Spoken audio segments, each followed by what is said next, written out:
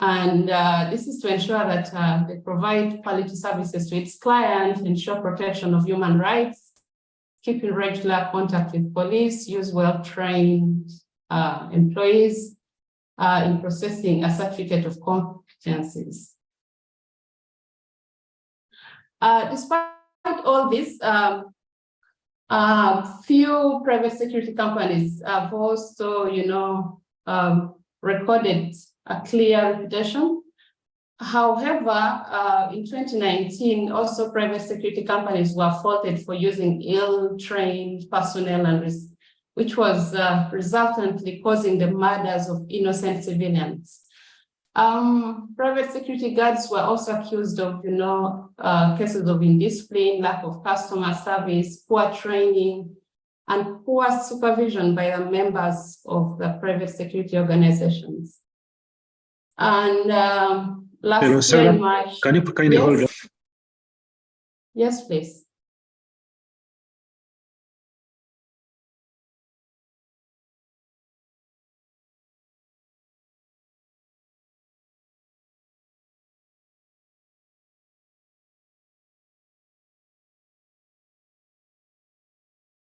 Hello?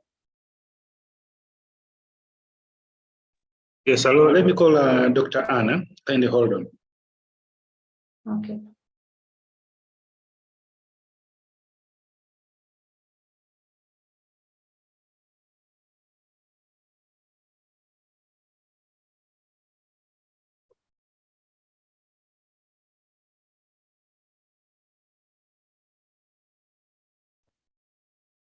Are you there? Yes. Can you go to the next slide? All right. It's against this background that the study is thought of to examine the contribution of private security company to the national security preservation with an intention of contributing to the existing body. And I was mainly looking at Pinnacle Security Limited. Can you move to objectives, please?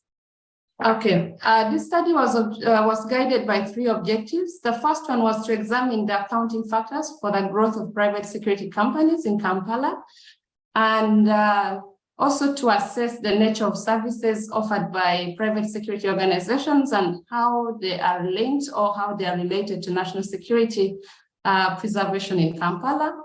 And finally, to examine the challenges faced by private security organizations in contributing to national security of Uganda. Conceptual framework. Pardon? Conceptual framework. Okay. This was mainly looking at the relationship between the private security organization and national security. And we looked at 3, that is independent variable, dependent, and intervening. And when I look at the key indicators under independent, were security guards, electronic device installation, security consultancy, and private investigation. And under dependent variable, which is national security, which was mainly looking at improved security, crime reduction, health and safety lives, and then smooth relationship to one another. Can you go to chapter 3?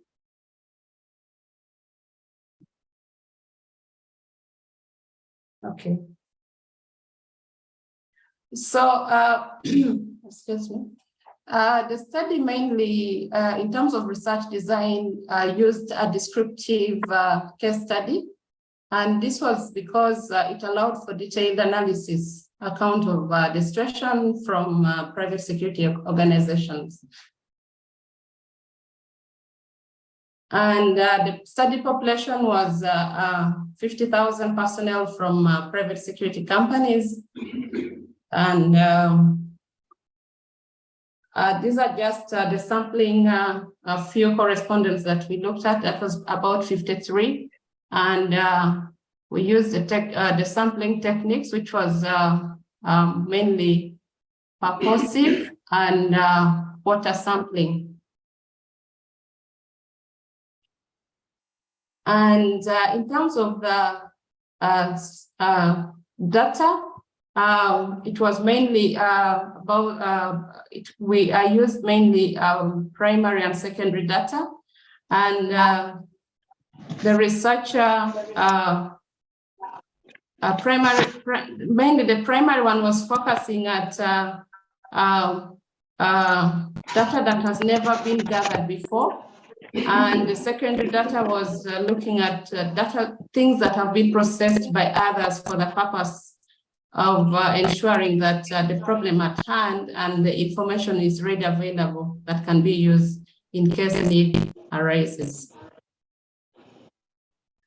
And then in terms of data collection, the study employed mainly three methods. That is the interview method, observation method, and focus group discussions.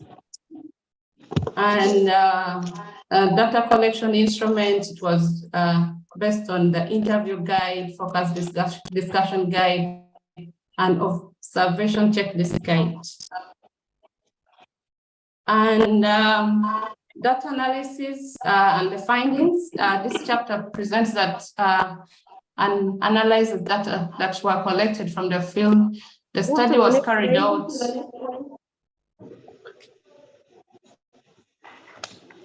In terms of findings, for example, like examining the accounting factor for the growth of private security in Kampala as one of the objectives, 113 questionnaires were distributed, 97 were filled and returned by the respondents that indicated at least 86.6% response rates. And these are some of just the few, comments that we get from the respondents. The citizen with necessary income and the needed character are increasing among to see that the attraction of being client to security industry rather than client of the police, meaning that the public has started believing more in the private security companies because of the services they offer. And then in terms of the nature of the services offered by private security companies and how they are linked to national security.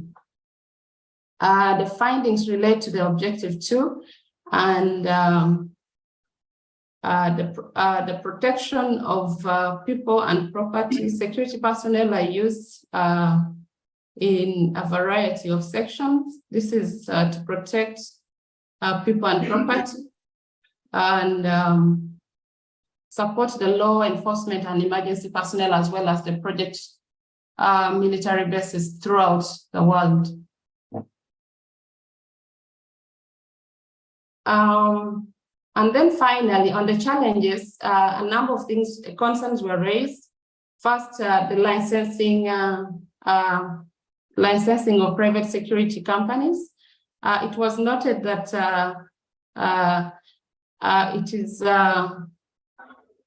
it is still a challenge to some extent because Uganda itself currently doesn't have a clear policy to regulate some of these private security companies. And going through the licensing procedure is quite a challenge to a number of them. And then lack of inclusiveness. A few of the women respondents noted that most of the private security organizations have remained tied to, the male-dominated field, even when there have been, changes. And for example, a lady highlighted that she feels very uncomfortable when entering a public place where there is no female as part of security. You have 3 minutes. Okay. The study concludes that there is growth and development of private security sector in Uganda, and the significant relationship does exist between the functions of private security sector and the development of private security sector in Uganda, which influences the safety and security to a very great extent. PSOs have played a big role in Uganda, ranging from guard services, investigative services, alarm and monitoring, armored support, and security consulting, and many others. And after, of course, successfully conducting the study, there are key recommendations that have been raised forward. One, private security organizations should invest in employee training. This is to enhance capacity building, and also to try and provide competitive salary for their security personnel, which will in turn ensure there's employee morale. And two, the government should also develop a national policy that regulates private security companies that can build a rapport with government security providers. And there is also need to have one standard operating procedures regulating security companies. And because the current one, currently almost each private security company has their own standard operating procedures. And finally, to put in place a centralized personnel database that can maybe help members not to hire security personnel who were fired by other companies. Thank you. Thank you so much for listening. That's the end of my presentation.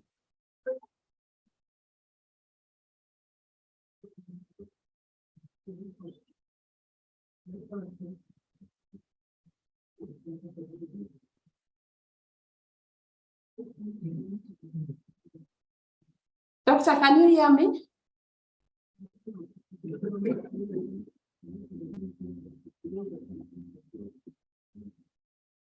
Hello? Yes, Bonita, I can hear you. We are going to get one of us to examine you. And Madam Diana is taking over.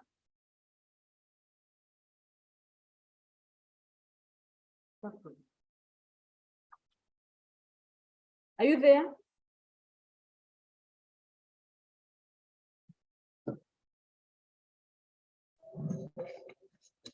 Can you hear me?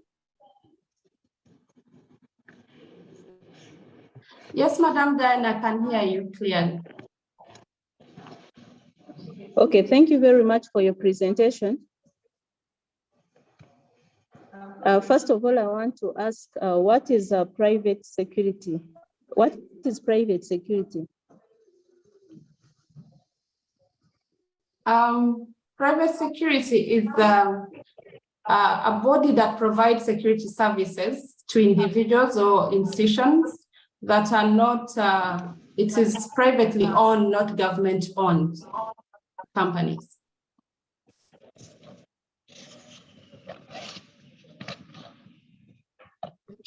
Okay, thank you very much. I'm seeing here private security organizations and your conceptual framework. Would you like to explain your independent variable? Which variable? The independent. Okay. Under independent, we look at private security organizations. And when I talk about private security organizations, the key indicators are, for example, security guards, electronic device installation, security consultancy, and private investigators. Those are kind of services that we offer. And what is national security? How do you conceptualize national security? National security, it's a government body that is mandated to provide, improved security services, crime reduction, health and safety, and then, also ensuring public order management, smooth relationship to one another. Okay, how does private security help in national security? They support in areas where there are gaps. For example, there have been a number of government-regulated policies like the Proposed Security Act, which supports the provision of private securities to offer support to national security. For example, guarding private installations, because when you look at the number of, for example, the police, they might not be able to cover every corner, but that's how the private security come in and provide such services. Okay, so you have a population of 830 million. So how Yes. did you arrive at the target and sample of 53?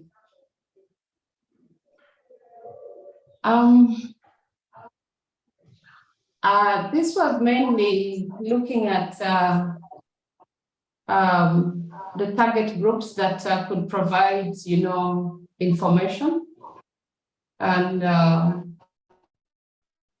that's how I came to the number of 53. Which method did you use? How did you arrive at the 53?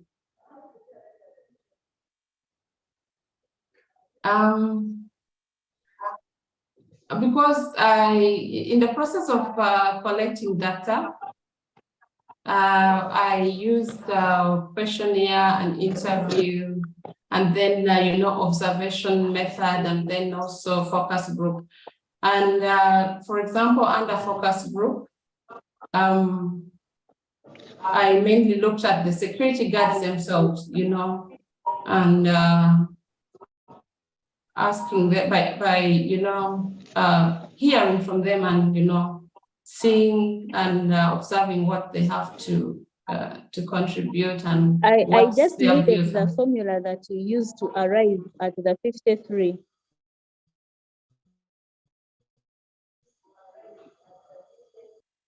Did you just pick them without following any procedures?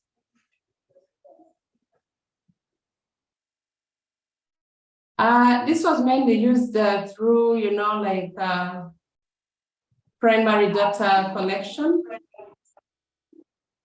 So, No, before because you you went to data cannot, collection. it was impossible to reach out to all the numbers that were looked at initially.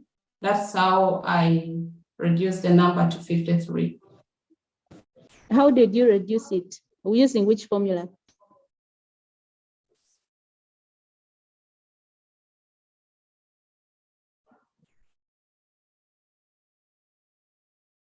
Can you hear me? Yes.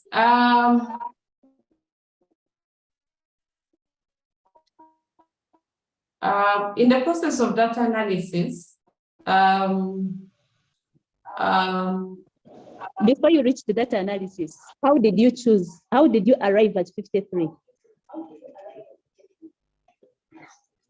Okay, you can take note of that. Okay, thank you. Okay, I just want to ask the last question. What did you observe?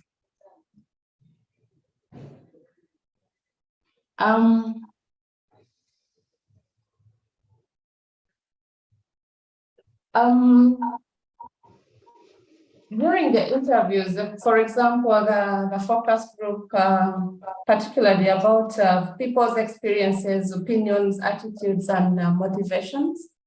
Those are the things that I paid close attention to, or close attention at. You said you used the observation checklist. So yes. what did you observe? Now, when you're answering, you're saying during interviews and focus group discussions. So what had you set out to observe?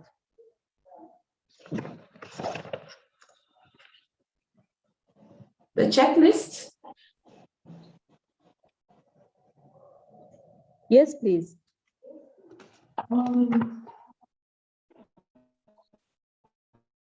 This was very important because it was mainly meant to test the validity and the reliability of the information.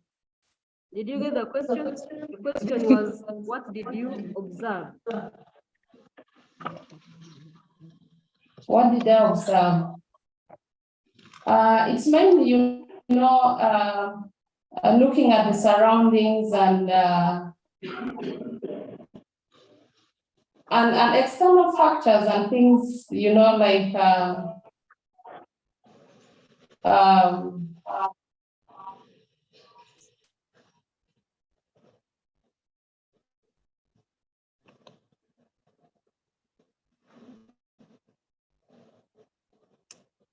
Are you still on? I'm on, I'm just a little bit confused.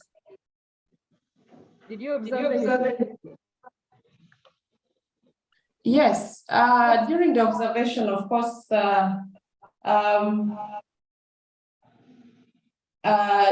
this was done in a kind of natural surrounding and looking mainly for actions and you know, and then mainly from the external factors and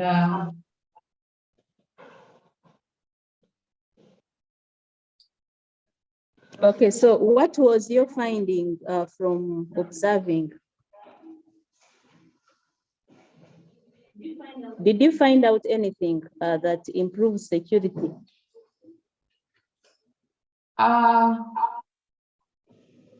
To be honest, after observing, I realized that the presence of these private security companies have played a huge role in the contribution of national security because, for example, they have supported in a number of areas like obstructing unnecessary entry into installations and a number of things, but just by their presence. So that is what I observed. Okay, so what was your key finding on objective 1, and then we end from there? Under objective 1, which is examining the accounting factor for the growth of private security in Kampala,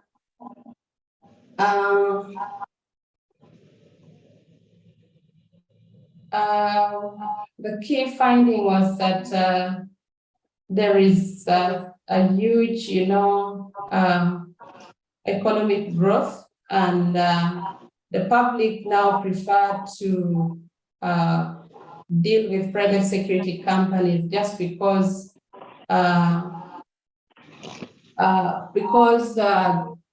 police or the government provided services sometimes are insufficient. You're saying the police? Or the government provided security institution. Okay, thank you for your time. Let me hand over back to the chair. Thank you. Okay, Monique and Sarah, you're going to get in touch with the school for your results. Your session is over. All right. Thank you. I can log out? Yes, please, you can. Thank you.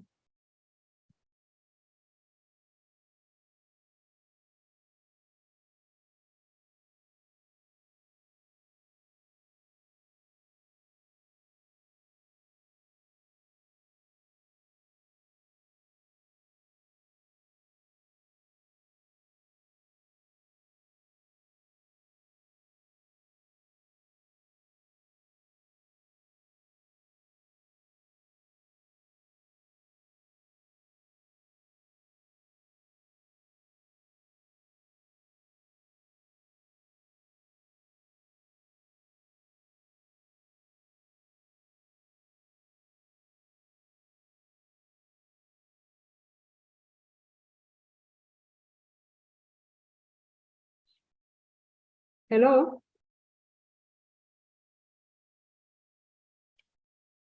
Hello?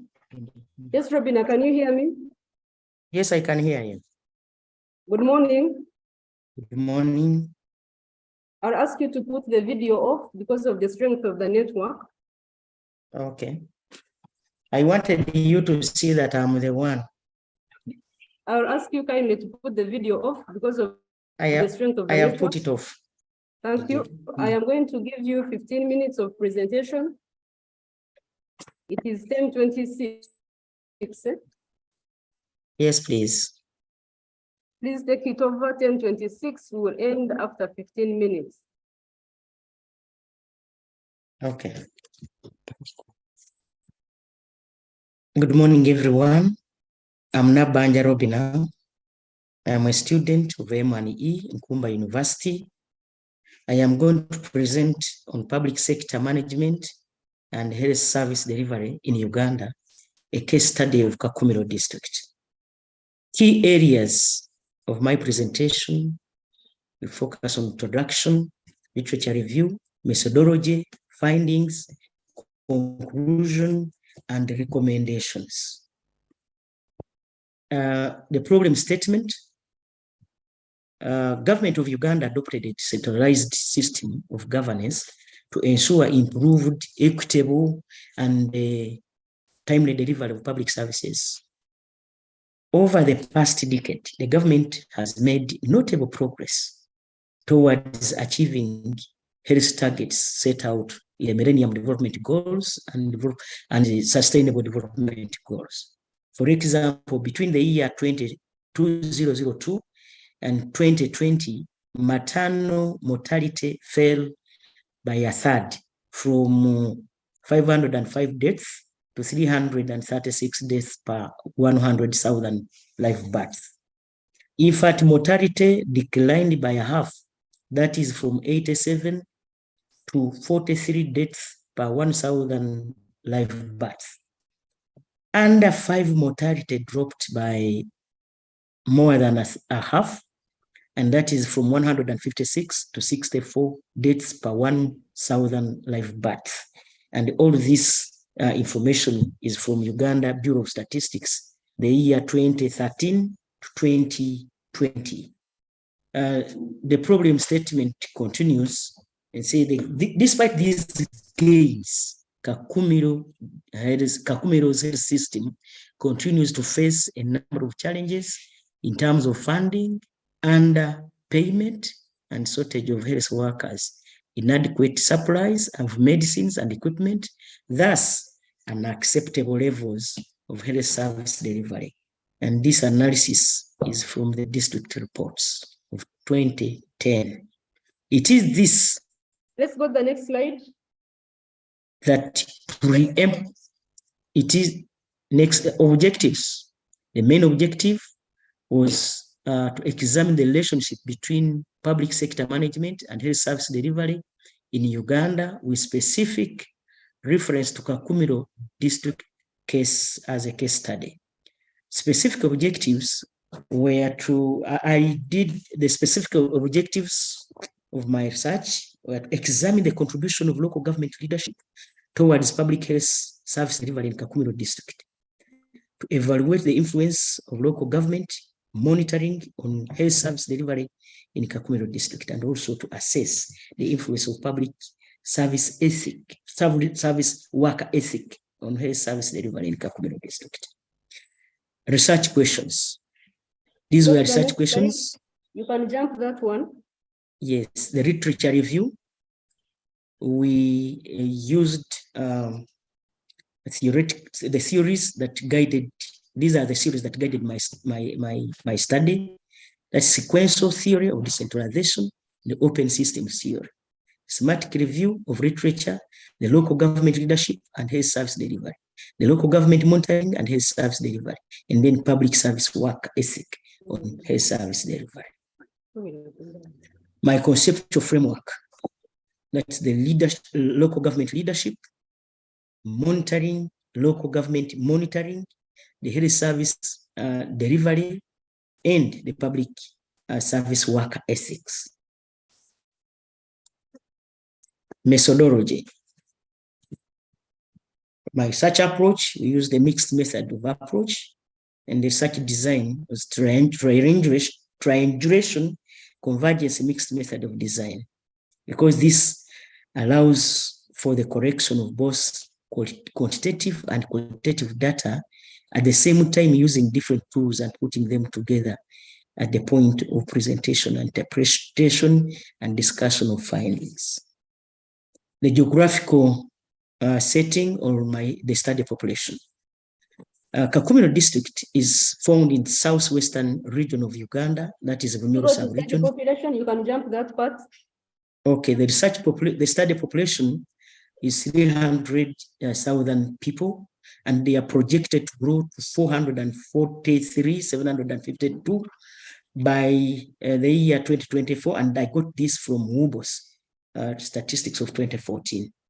My target population was 800 persons, and the sample size was 396, and I used the Kurichi and Morgan table. The categories of respondents were political leaders from Kakumiro district local government, the health workers from selected health facilities, then data collection methods and tools. We interviewed political leaders, local communities, and then selected health workers and hospital administrators. We used the key informant interview method.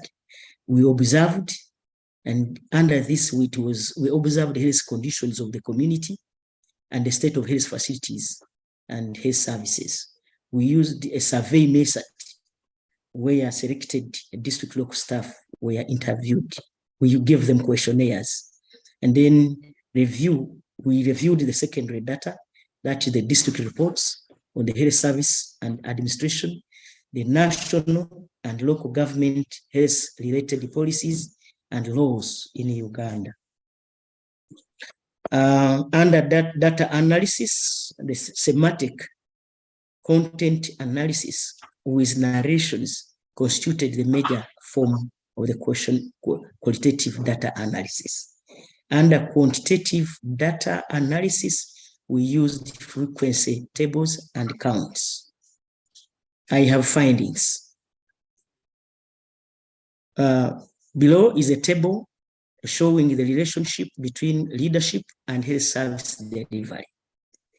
In summary, leadership promoted unity and participation, accounting for 31% of the responses.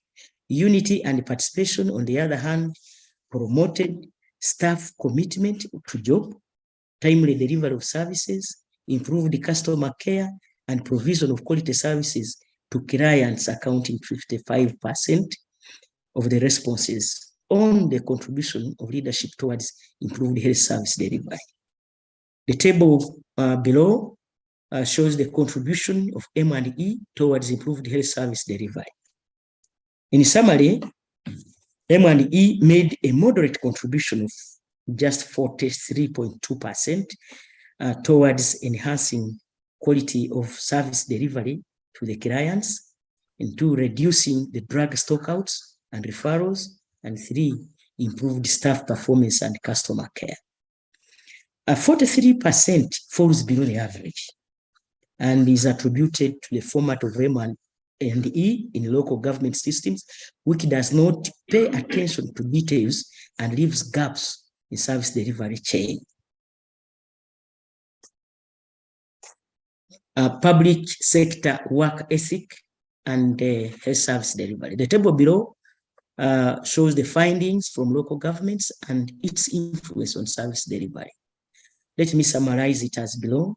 Despite the fact that 83% of respondents indicated that the health facilities receive funding from central government, 89% indicated that the funding was not sufficient. Insufficiency of funding is the reason why facilities in Kakumiro lack requirements to meet health-related demands of the community.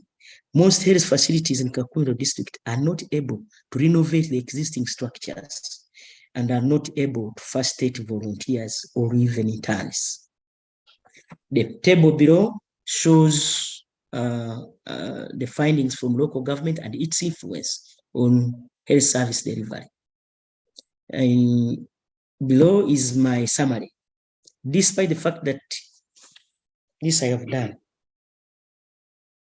challenges related to medical, the table below shows the challenges related to medical supplies and equipment. Despite the fact that 85% of the health workers received medical supplies from central government, most respondents highlighted delays as a major problem affecting medical supplies and health service delivery.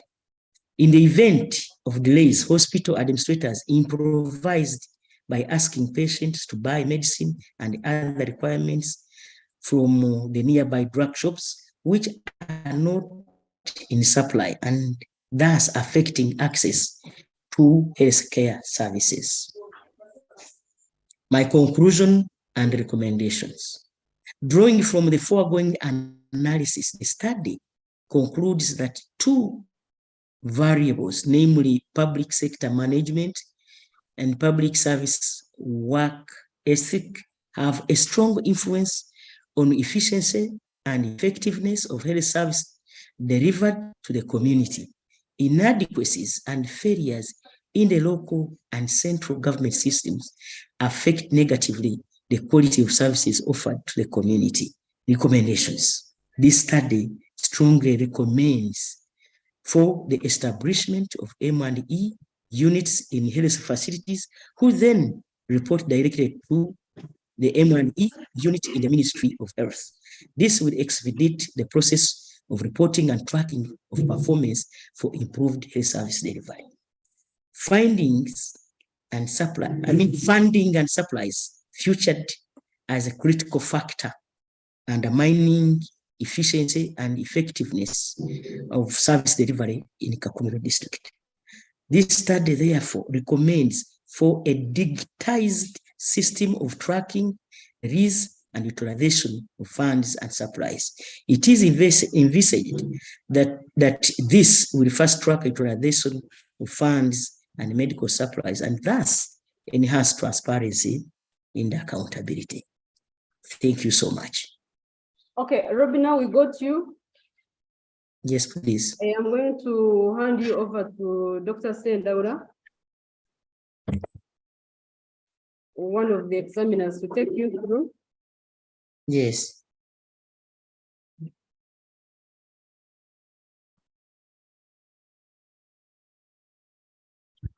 Thank you very much for the effort made. Yes, please. I will now take you through the process of the examination. Yes, please. I am going to be putting some questions to you, especially in areas, selected areas of your work. And the purpose is to seek for clarity in order for us to be able to assess you fairly. Thank you so much. Yes, your study was focused on public sector management and health services delivery in Uganda with the case of Kakumiro local government. You set out to establish the relationship between public sector management and health service delivery. Now, question one, yes. What was the problem that pushed you to undertake that study? Yes, as you are aware, government of Uganda has adopted a number of systems of governance to ensure improved, equitable, and timely delivery of services, and decentralization is one of them. And over the past decade, the government has made notable progress in achieving targets. However, we still have a number of challenges. The challenges are, for example, lack of medical supplies in our health facilities, work ethics, transparency and accountability. You are aware we have had and crippled with the problem of lack of drugs in our health facilities. And this is related to ethical conduct of our health staff, and hence my study. Okay, thank you for that one. Next, I go to your objectives. you have 3 specific objectives, but I'm Yes. particularly interested in objective 3, where you state that I would like to know what you intended to investigate in objective 3. The objective 3. Yes. Come again. What did you intend to investigate in objective 3? The intention was for me to see whether the public service work ethic has anything to do with service delivery. For example, if our medical staff, for example, are ethically upright, then they will respect the clients. Those are the clients that come to our health facilities. Secondly, if the work ethics of our staff is upright, then they will respect the medical supplies, because you are aware that in this country, we are crippling with the problem of corruption in our health facilities. Then lastly, if, for example, our people are patriotic, I mean patriotism, the love for the country, then they will respect. And remember, some of our clients, I mean those who come to our health facilities, have always complained of indiscipline of our health staff. And that is the reason why I used that objective. Okay. I move to chapter 2. We can move.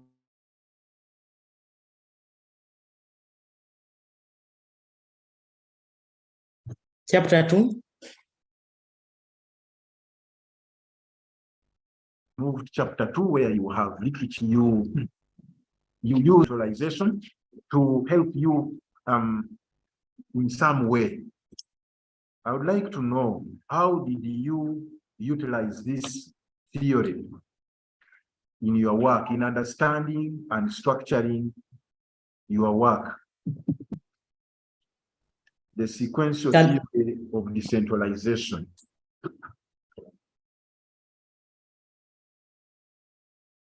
Come again. In your chapter 2, you have the sequential theory of decentralization, and I'm seeking to know how this theory helped you in understanding your work. In the process of investigation, how did this theory help you?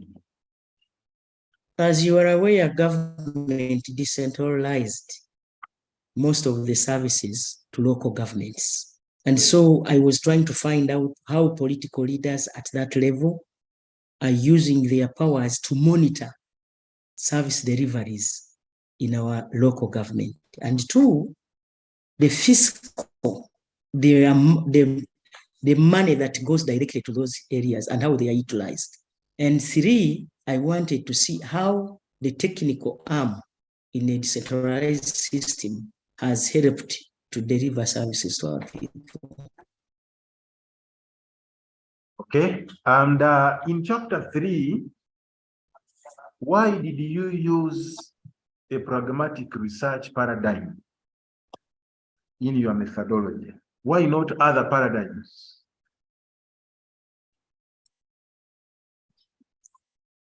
Come again. I see that you utilize the pragmatic research paradigm in your chapter 3. Please move there in your chapter 3. Yes, please. Yes, you utilize the pragmatic research paradigm, which is one of those paradigms that are utilized anyway in any research undertaking. Now, I would like to know why you opted for that one and not any other. Because it is mixed. Okay. Then lastly, what were your findings for objective 1 and objective 3? My findings Come again. For objective 1, Your network is not.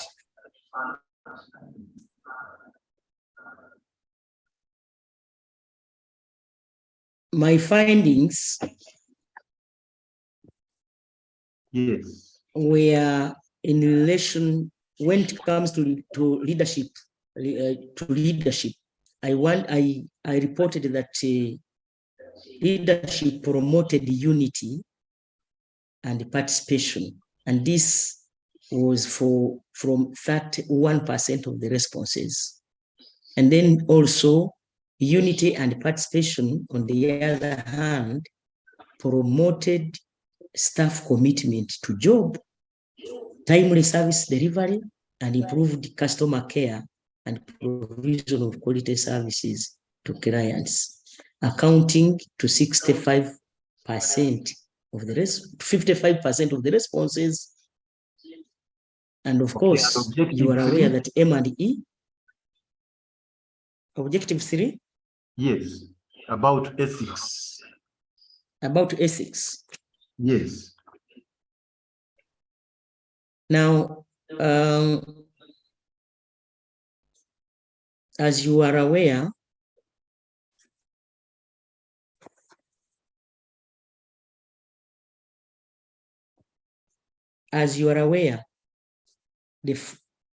come again, please. I am not getting the question properly. Yes, I was asking about what you found in objective 3. About the staff, the ethics. Yes, it was an objective about ethics.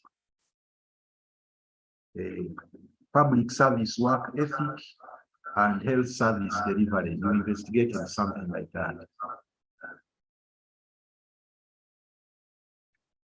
Okay. Now, the finding was that despite the fact that 83% of the respondents indicated that their health facilities receive funding from central government, 89% again indicated that funding was not sufficient. And now, according to my findings, it shows that if insufficiency of funding has a direct bearing why some facilities, say in Kakumiro, lack requirements to meet the health-related demands of the community. And 2, most health facilities in Kakumiro, for example, are not able to renovate the existing structures and are also not able to facilitate interns or even volunteers. The other finding is that 85% of the health facilities lacked medical supplies, and yet they say that all these supplies come from central government. However, most respondents highlighted the delays as the major problem affecting medical supplies in service delivery. Now, in the event of the delays, the hospital staff have been directing people to go to health, to go to private facilities like drug shops to buy medicine and other requirements, which are not in supply. And thus, this has been affecting the healthcare services. Okay, thank you for that. Now, just lastly, I'd like you to just give us 2 recommendations. Any 2 recommendations? Yes. Regarding your findings for objective 3. Yes, one of my recommendations is that I strongly recommend for the establishment of M&E units in health facilities, who then report directly to M&E units in the Ministry of Health. Remember, I was a Minister of Health. This will expedite the process of reporting and tracking of performance for improved service delivery. The other recommendation is that funding and supplies featured as critical and is undermining efficiency and effective process of service delivery, especially in Kakumiro district. And therefore, my study, or this study, recommends for a digitalized system of tracking, release, and utilization of funds and supplies, and it is envisaged that this will fast track utilization of funds and medical supplies, and thus this will enhance transparency and accountability, because we are living now in a digital world. Okay, thank you very much. Now, in the process of conducting your study, your investigations, Yes.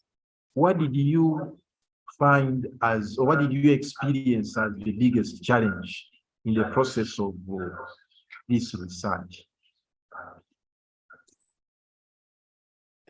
The biggest challenge? Yes.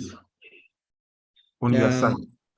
The biggest challenge was insufficient funding. On your side?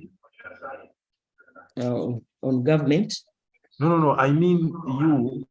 On my side, Yes. being having chosen my home district, when people saw me, especially the sick, were like they wanted me to help them with funding to be able to buy supplies, since they would not have enough supplies in the health facilities.